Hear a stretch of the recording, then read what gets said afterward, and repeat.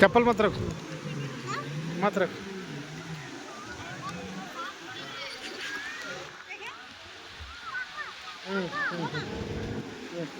चप्पल देखना। चप्पल देखो, चप्पल देखो। क्या चप्पल देखो? हाँ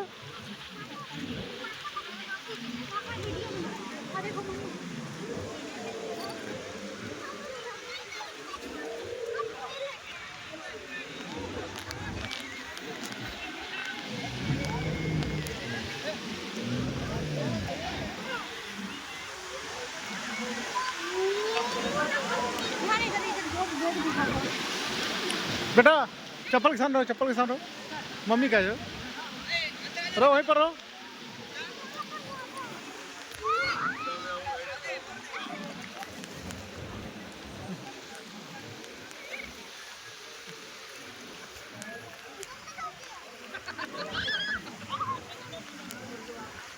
आ जाओ, इधर आ जाओ, आ जाओ माँ।